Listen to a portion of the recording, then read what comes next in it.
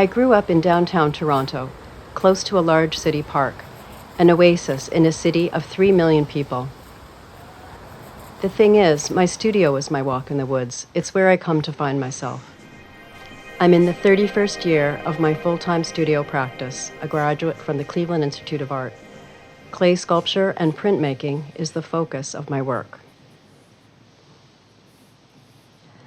Layer by layer, I've built a place I'm happy to show up daily. Even without deadlines, I'm making my own luck by just being here.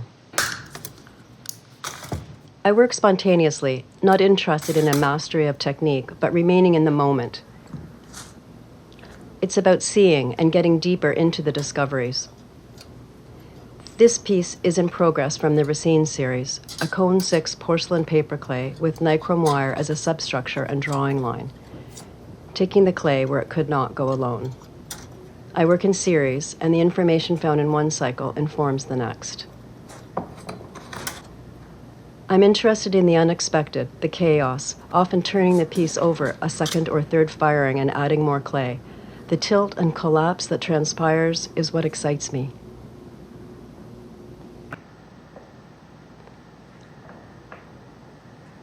The kiln has taught me to let go and be less judgmental.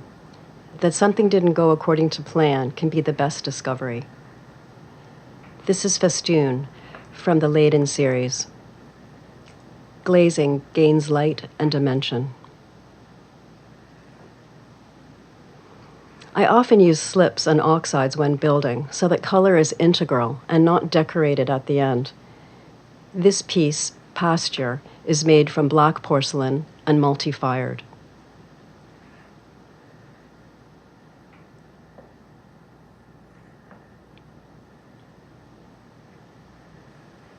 Never totally mapped out, an accidental spark has a lot of information in it. The way this piece became more alive when I turned it over in the midst of building. It just happened intuitively, and I went with it, not against it. My approach to glazing is akin to oil painting, direct brushwork built up over several firings to evolve a patina. For me, it is the most fulfilling in these quiet moments of paying attention, even more so than in the final results. I realize that I have learned to expect the unexpected from the kiln. It's always fascinating. I'm not trying to polish an idea, but to exhaust it.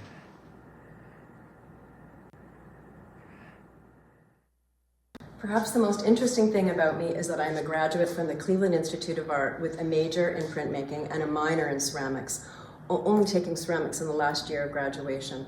So drawing and printmaking are a really important part of my practice still to this day, not only for my business, but also for generating ideas.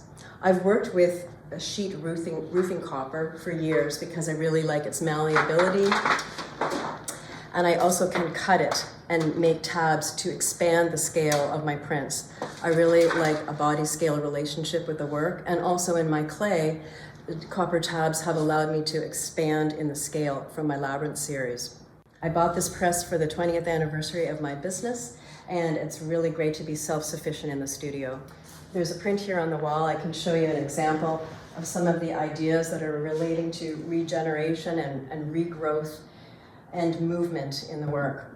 And as well, the use of blind embossing that relates to your lifelines. And after I finish the image, I monoprint, so it's one of one, and then I wipe the plate clean and do a new image because life is always changing, and so I don't addition print and make the same thing over and over again. This relates directly to the Racine series, and you can see those lifelines within this work. I'm really interested in life regeneration, and that through the accumulation and chaos of living, that positive or good things come forth. You can see the underlying nichrome wire, which is the same wire that the electric kiln is made with. They were changing my wires one day, and I realized that I could reuse that integrally into my work, and that came from my printmaking. There's my drawing line again, showing up within the clay. A vital lifeline is outreach to galleries and museums. The sister piece to this work is in the permanent collection of the Arizona State University Museums. and an invitation to the Gardner Museum in 2023, where I exhibited sculptures and prints at the International Ceramic Art Fair. You never see your works so clearly until they leave the studio. So much can be gleaned from this perspective about scale and how color projects.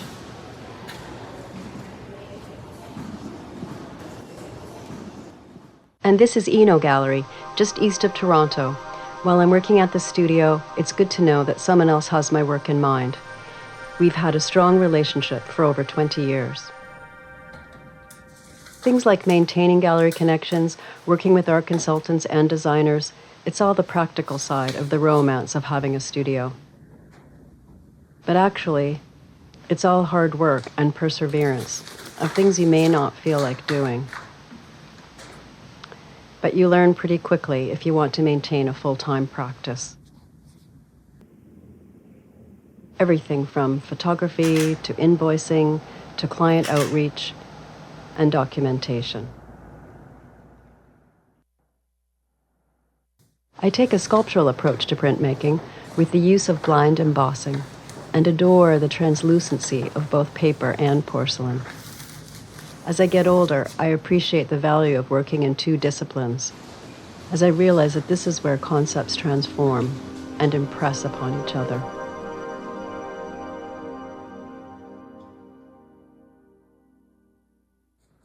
I grew up plein-air oil painting with my father on the shores of northern Georgian Bay. This is why I glaze the way I do, with direct, spontaneous brushwork. I use oil-based inks directly onto copper plate, incorporating dry point. Those quiet moments were a foundation for my work, of learning how to see and that things around me are always changing. The light, shadows, color. These are monoprints, not edition prints, much like paintings on paper where no two are alike. Printing is another avenue to work out an idea. Once I've pulled the image, I wipe the plate clean and print again.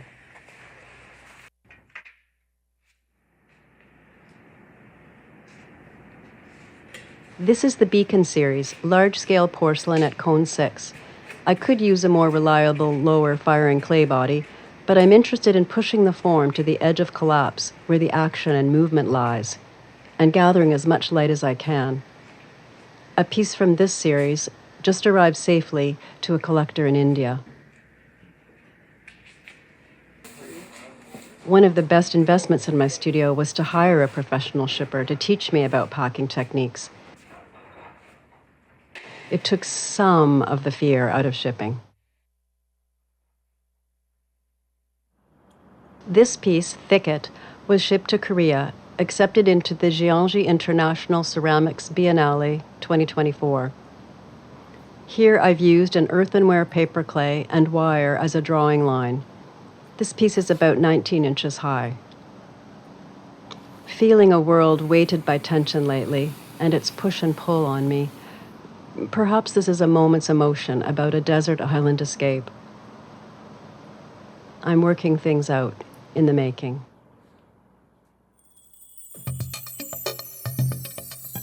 I always have a sketchbook at hand. Not always to concept a finished piece, but for mind and hand coordination, to capture unexpected moments. I try to use this instinctive, emotional approach in all of my works. The backbone of the first 15 years of my practice included handmade tile fireplace installations. It was a marvelous connector to art consultants and designers who brought their clients to my studio. This work was very enriching, creatively and professionally.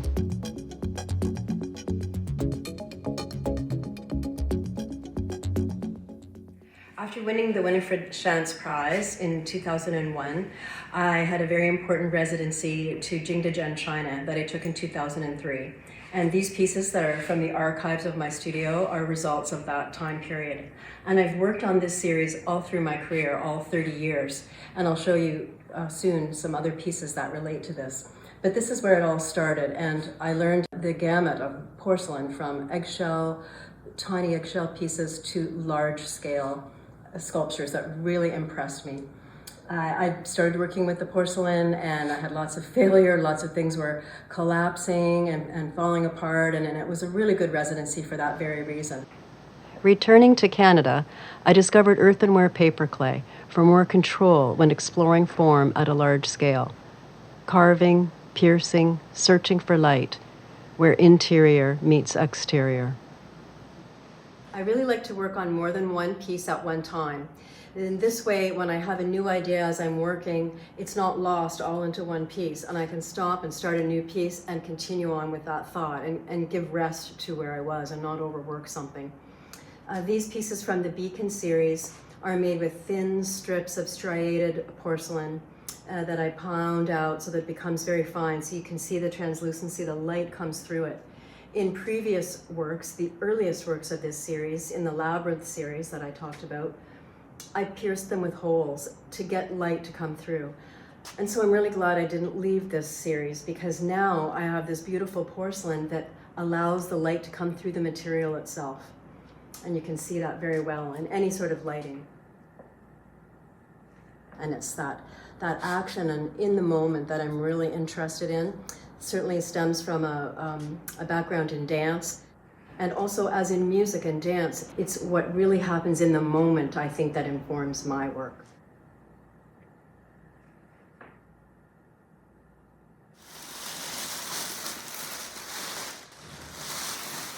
I think I see my life made by layers, strength woven with fragility. And I'm pushing those layers to the edge of collapse. A mind-to-hand gesture, capturing light and pushing for movement. Everything counts into an idea, the visible and the intuitive.